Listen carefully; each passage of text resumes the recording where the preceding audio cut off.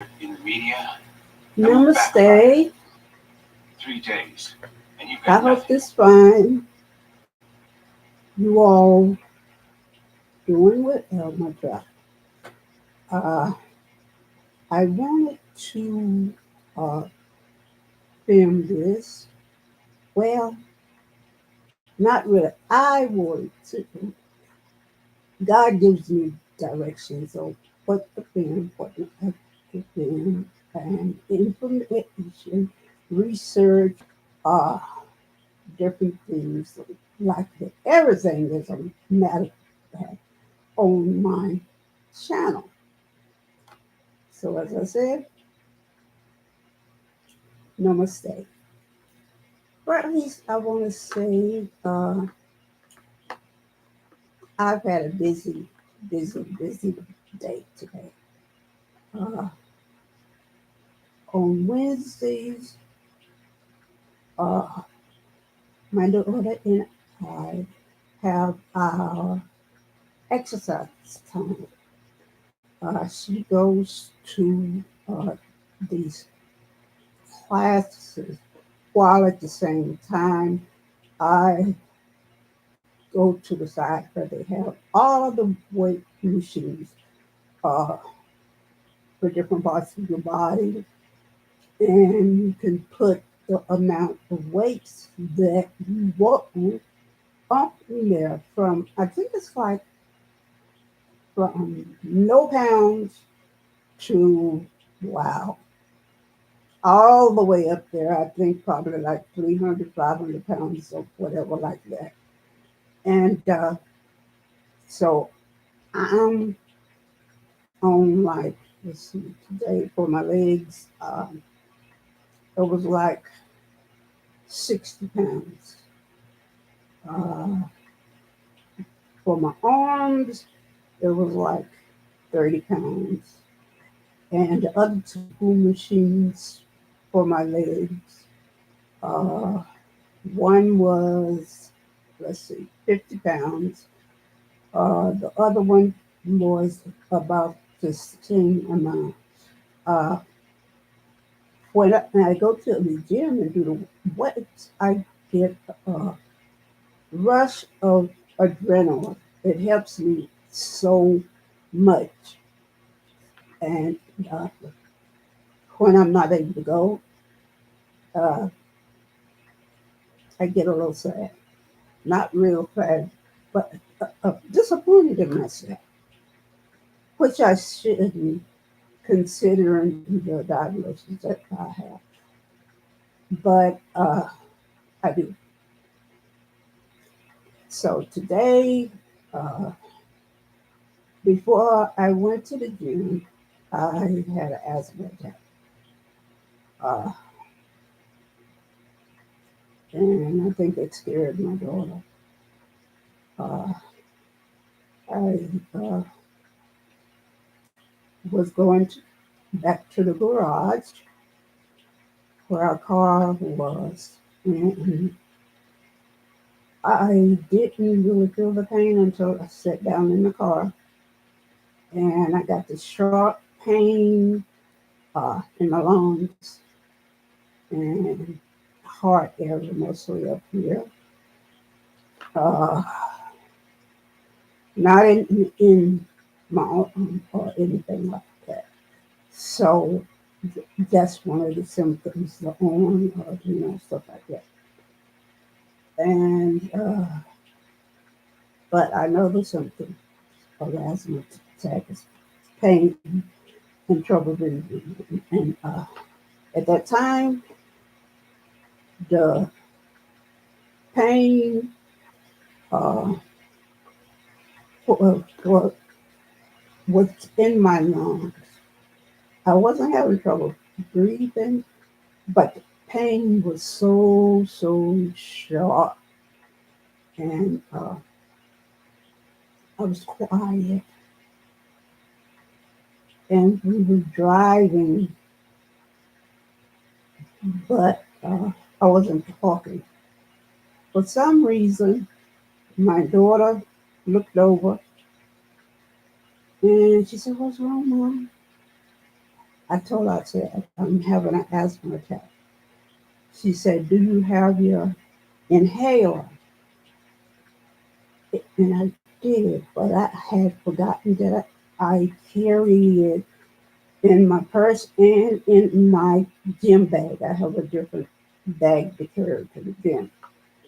So I took it, I did one puff,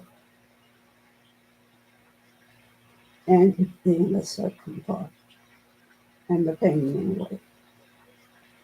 But I think I scared her. Uh,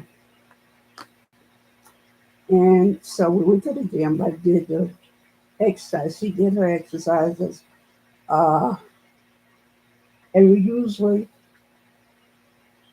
she, we always schedule 1 hour of exercise.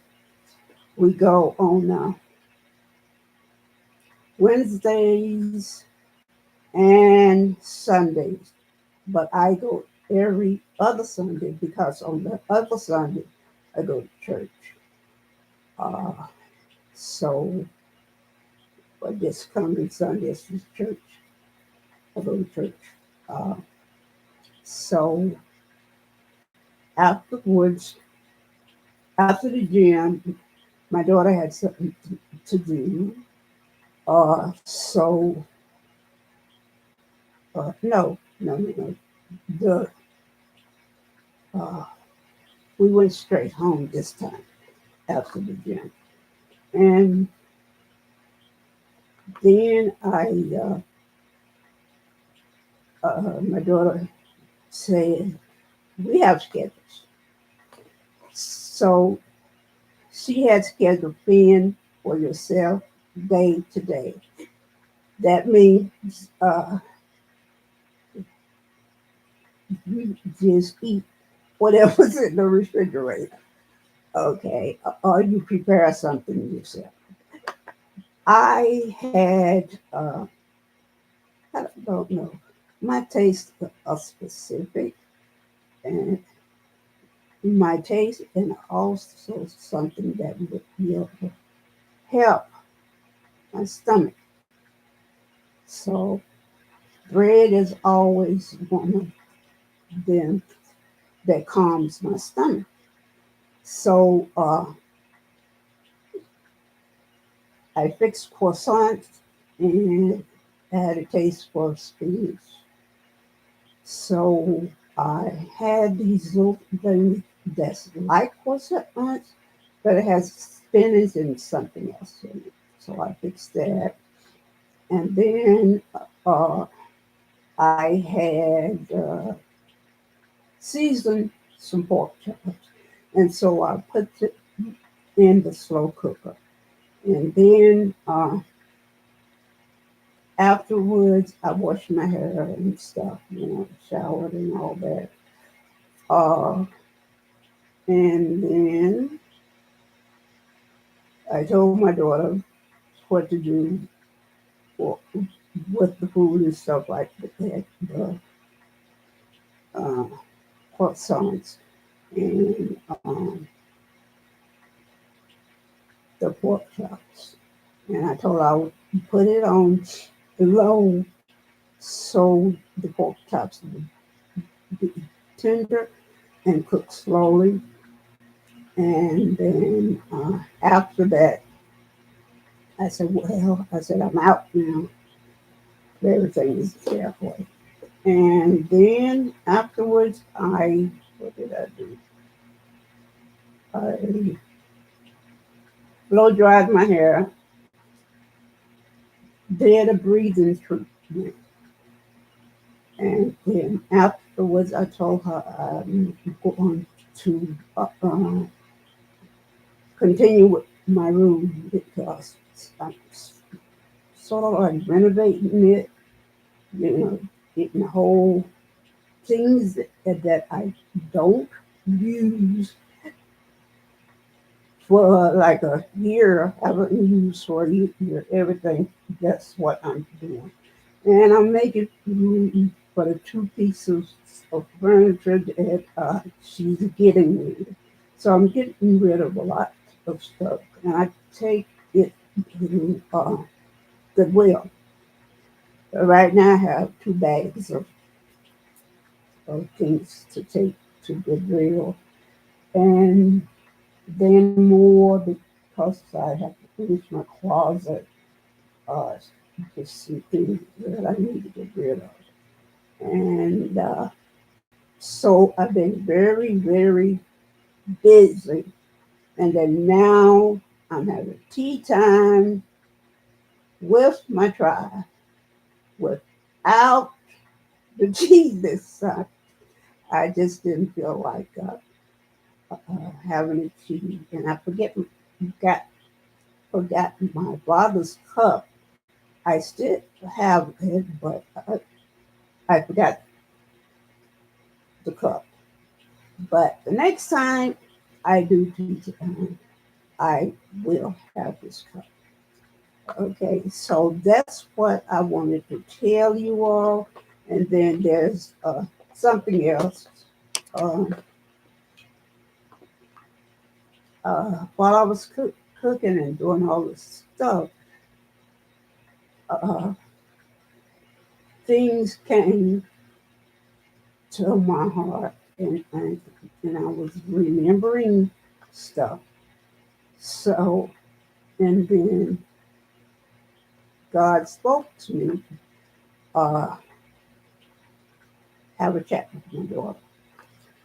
So while I was finding stuff and everything like that, uh, I found my marriage license and some other personal things, the Social Security cards, stuff like that, cards for Smith and things like that. Those things I kept. And my daughter asked me, she said, "You still have your marriage license?" I said, "Well, I kept it because I needed it for official stuff, maybe for passports, government stuff, things like that. So things like that I keep, and but not here. I'm divorced. So I told her that, and then afterwards I was doing finishing my room because it takes time. I gotta do some more stuff tomorrow. Uh, After that, it's to the bathroom. Uh, then something came on my heart to tell my daughter. So it was about my dad. And so I started out with, I can't remember exactly what, uh, but it was about my dad and my family. But anyway, the gist of it was this. I was talking to her, and my siblings were always was picking at me, saying that my father wasn't my father, that a white man was. And when you're a child, that hurts, you know. And then I was telling her about how they treated me. Uh, it was abuse, you know, uh, verbal and physical, all the type of abuse that you could think of. It happened in my house. Uh, and my mother was ahead of. Okay. At the time, I did not know that she, uh, my siblings, not all of them, was narcissists. I just knew that it was very, very mean to me all the time. And my father would have to rescue me.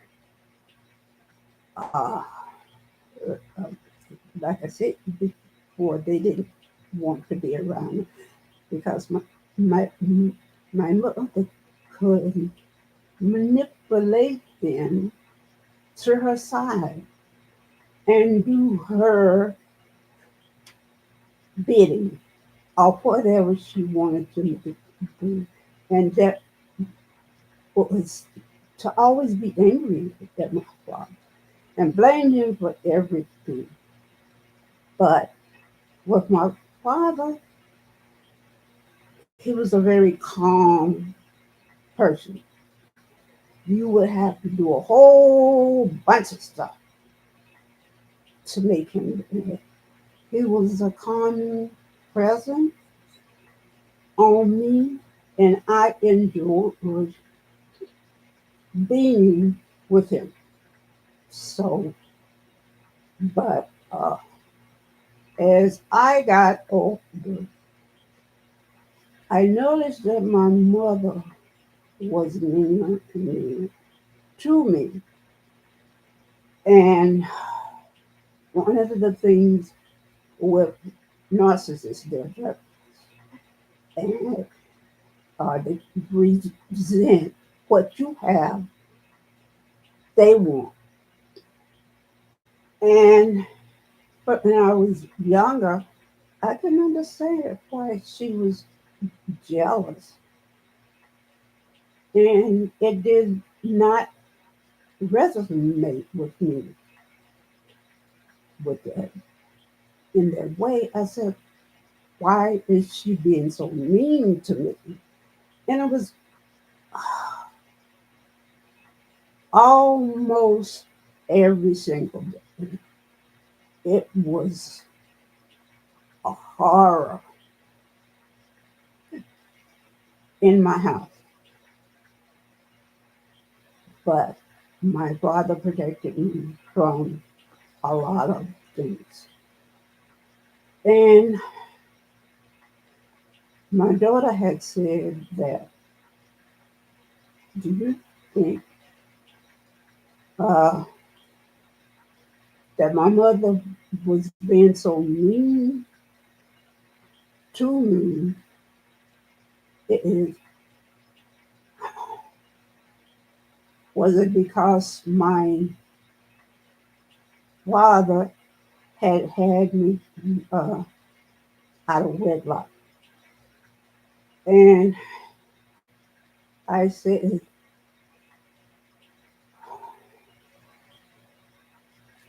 my father did leave my mother for a while. And I said, at that time, maybe it happened. And maybe this person, when my father had to come back, maybe this person gave me to him to bring up. Maybe back in that day, people had a lot of children. And usually, if he cannot take care of a kid or some of their children, they would to uncle so and so, aunt so and so, grandmother, or whatever. So I feel that's what happened to me. Uh, and she said, do you think that's why mom was being so mean to me? Is because I was another woman's child. I said, uh, because he had cheated on her. I said, you don't realize it, but my mom, I feel, was cheating on him also because I had seen different men around my house. When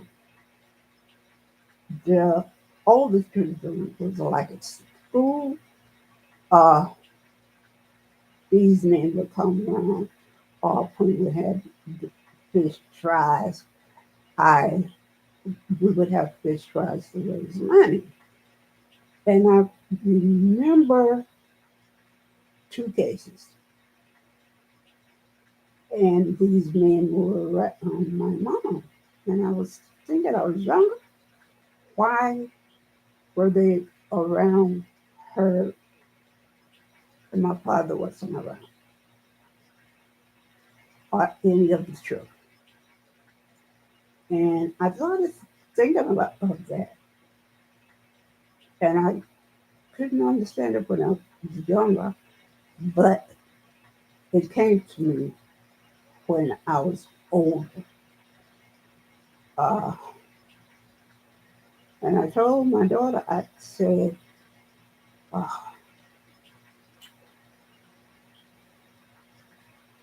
I said, I hadn't told you this before, but uh, my father was a victim of spousal abuse. And I went on to tell her about one of the situations that I witnessed it. And I will reveal it to you all, and then I think I will end this because I'm getting very emotional over this. Uh, okay, every Sunday when I was growing up, uh, we would all go to church. And at the time, I think I was the youngest. Afterwards, there was two other came after me, but I think I was the youngest at the time. And after church, my mother set up things to do my hair for school. For the next day, she would prepare the youngest, the younger ones. Okay, get the clothes ready, do the hair, stuff like that. With the boys, making sure their hair was cut.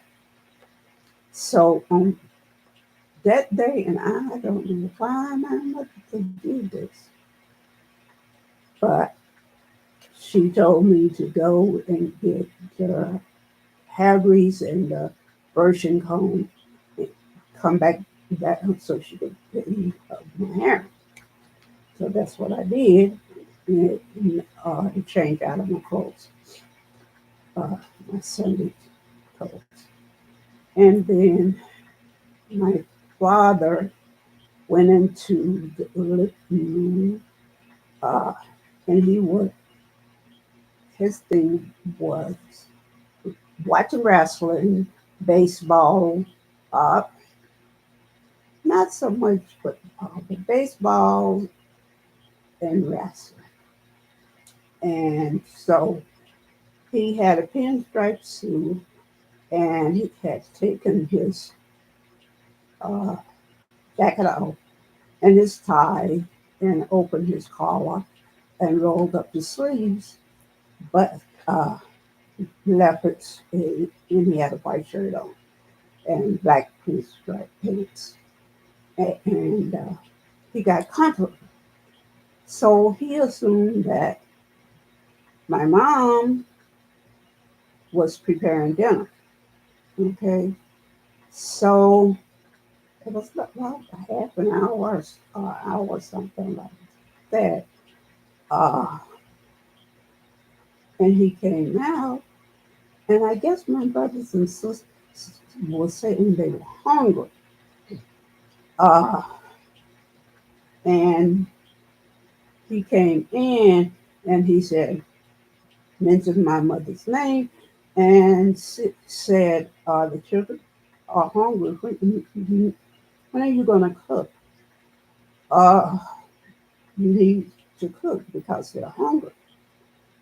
And she didn't say anything, but I saw that face. Oh, oh, mm, mm, mm. her face was contorted and everything, like when a person gets really mad, it shows on the face. That was the type of mad she was. It was 10 plus. And so, and at the time, too, also, she was pulling on my hair, you know, and, real hard, and I didn't understand what was going on. I didn't say anything, you know, but I would say, ow, and she would say, hush up, and I wouldn't say anything. And I guess it had passed maybe an hour. She was taking her time doing my hair. And then my father came out, and this really hurts me. Uh, and said, he mentioned her name, and he was sort of upset. But my father was always calm. He had that spirit, the nurturing, kind spirit. And he said, so and so, the children are hungry. You need to cook. And I understood it because it was a long time. I was hungry myself, but I would dare say that to her doing my hair. I, I probably lost some of my hair. It just be my scalp. That's how mean my mom was. Okay? Uh, and then while he was saying that, I noticed I didn't feel my mom's hand in my hair or pulling my hair. And for some reason, I looked over to Dad, you know, and then all of a sudden, I heard a pop and I saw blood. I didn't know where it was coming from. And then I realized it was from my dad. And they were locked. And my dad was trying to hold her off him. And my mom was trying to hit him and everything. And my dad was upset, but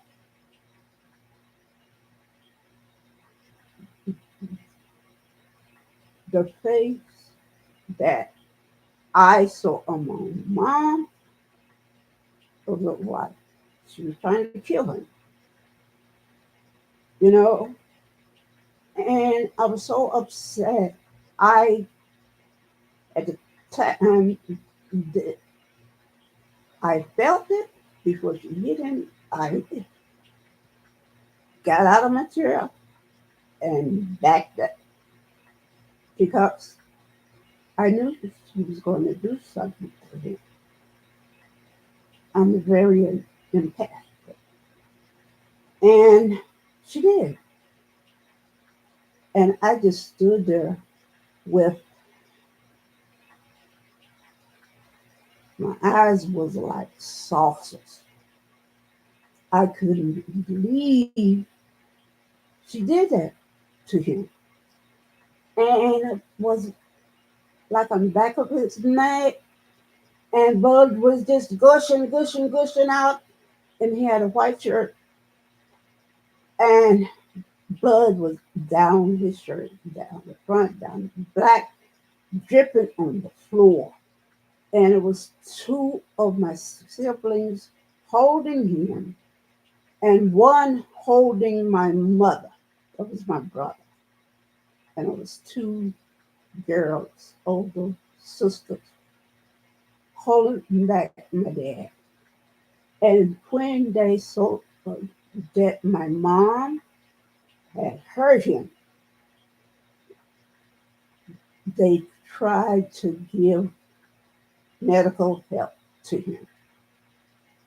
And my dad, he wasn't angry, he was hurt. It was like he couldn't understand why she did that.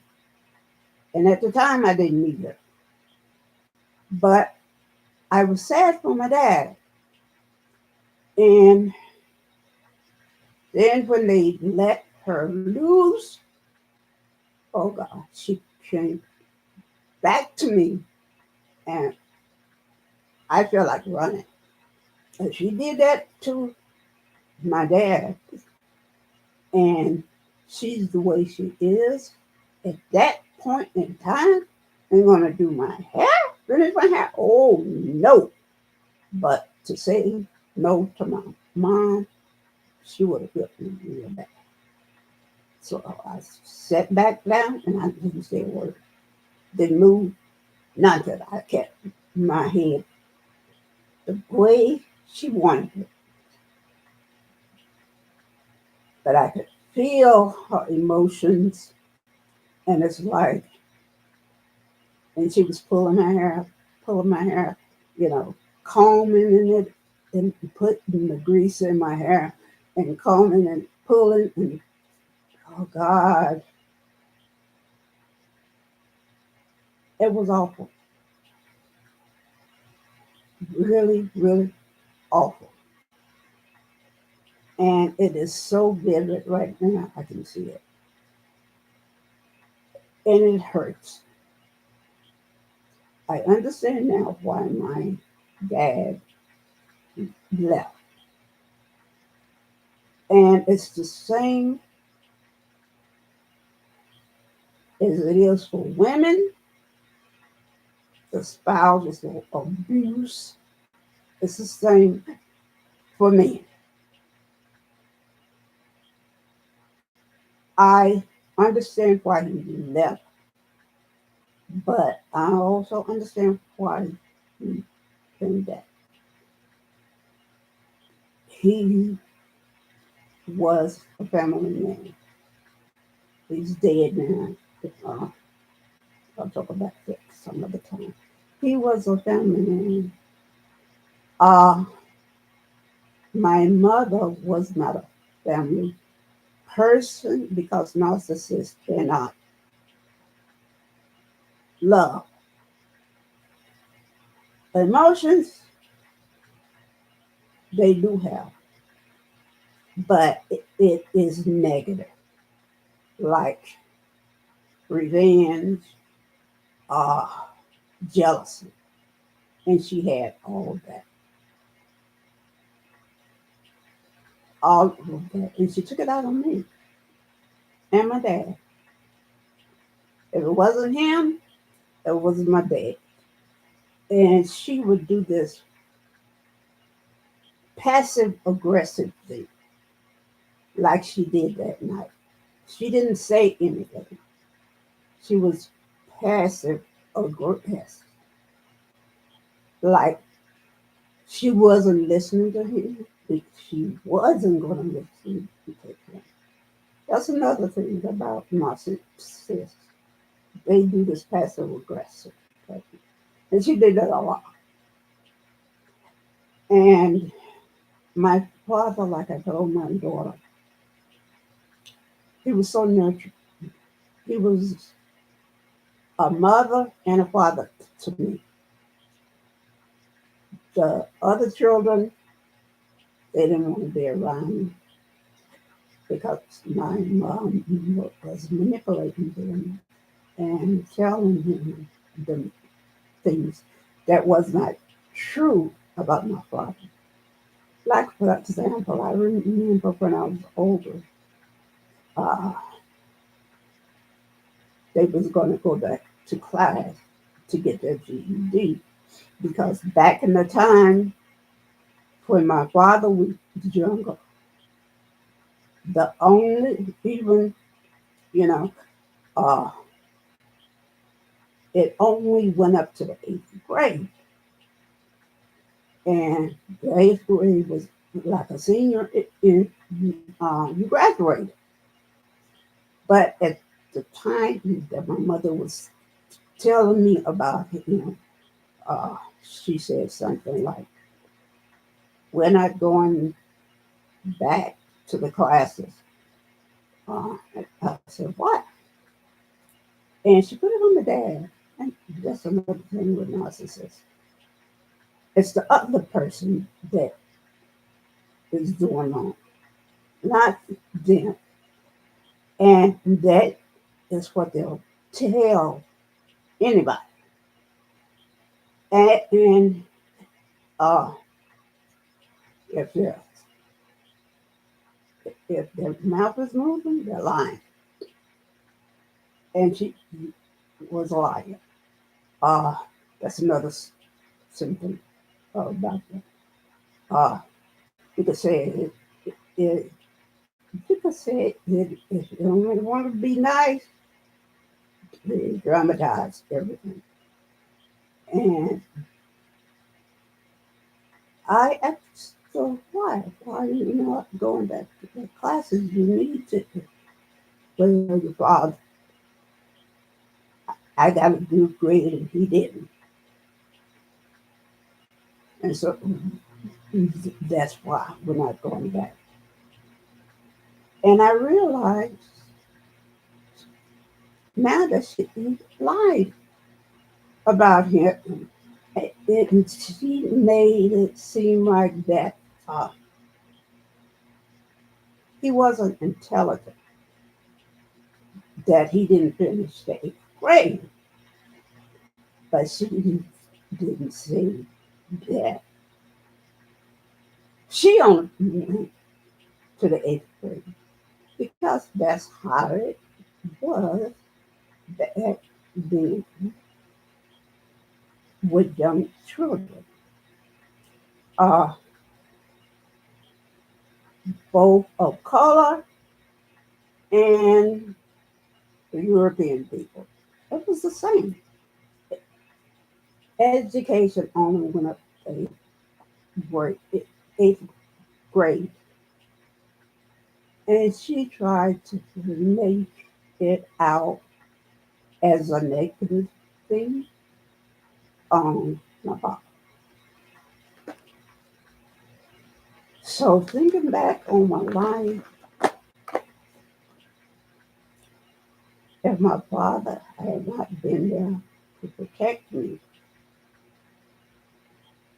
and he had not come back, there wouldn't be a me or the true sibling underneath me. He came back, uh, not because he loved her or she loved him. He came back because she advertised it on a radio show. People of color radio show and asking him to come on. And he did. And that's why I'm here today. And my true younger siblings. And I thank God for him every single day. So that's how part of my life is. And I wanted you, my tribe and family, to know this. So now I will read from my hugs. This book here, this beautiful book here. Okay? It's also for men. Okay? I'm not leaving the men out. So I will read from here and then I will do one more thing and then I have to go because I'm a little weak and I need to rest for my asthma attack. Okay. Do it with feeling. You make me glad by your deeds, O Lord. I sing joy at the works of your hand. Psalms 9 to 4. Psalms 92, verse 4. Okay? Virginia Patterson Hensley was a country singer whose talent was so big that she seemed destined to become a star. She performed under her married name, Klein, became a country singer legend. The incomparable, Patsy Cline. Patsy Cline's advice for success on stage was as simple and straightforward as her music.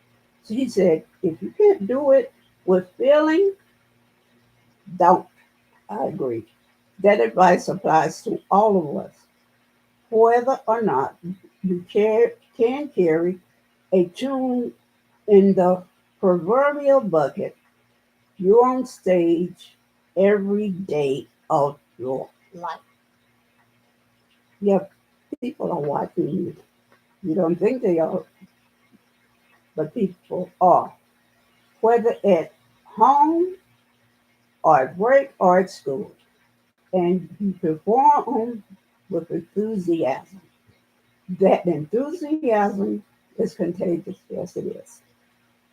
You have the power to give the world a performance worth remembering.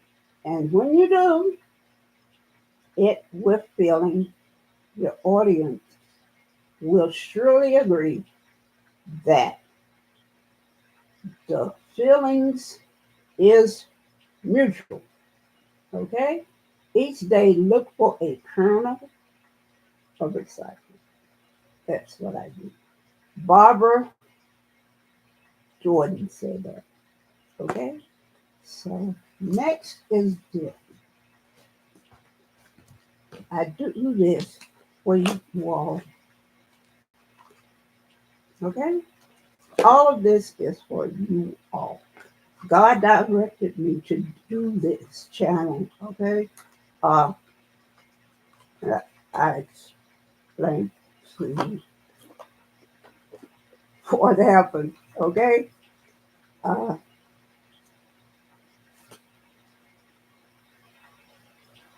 I was, I'll put it this way. I was determined not to do it, but God was determined that it was my destiny. And there was a lot of people out there that needed my help. Okay? I'll put it that way. One day I'll talk about that. Okay, so, all right. These are the questions, empowering questions, and I've shuffled them, and I will, okay, I'll do it again. I will take out the top card and do the question and answer it for you all. Okay. In the future of this tea time with the host, I will put it on here so you all, after I speak, you can ask me questions. It's coming, but right now I'm just doing the YouTube and putting out content for you all because it is helping you all to become spiritual. I'll give you the information. You can either take it or leave it. Or if you take it, you can learn from it and be on your way to being a spiritual person. That's the purpose of this. Okay? It's not for my health because I've be resting right now, and I should be resting. If my daughter saw it, but she had me to go to bed because she know what I had asthma attack, and it takes days to recover from that asthma attack. Honestly, so that's how much I love my tribe and family. Okay, so I'm doing this for you all. Okay, so the question is this. I'll let you all see it. Okay, all right. I don't know what it is. I'm reading it. What is the most important thing for me in this moment? Well, uh, doing what God has directed me to do this week, in this moment in time. That's the number one importance. Uh, and in conjunction with that is making my daughter feel loved as much as my father made me feel loved and still does from heaven. So that's my answer. Okay. I hope you all enjoy this. And, and I hope it has made you all feel closer to me. And as I have said, uh, more of my series in the next year coming, you'll be able to talk to me. Right now, I'm putting out content so it will give you information so as to when I do speak uh, with you all, you can ask me questions based on from what I have taught you all. So I will say good night and thank you all. Take care of yourself and each other, please. And thank you, newbies and the OGs. And please continue to support me, subscribe, and like, and watch this to the end, please. And I will say namaste. And please pass it. Thank you so much. I'm going to rest now. See you soon. Thank you.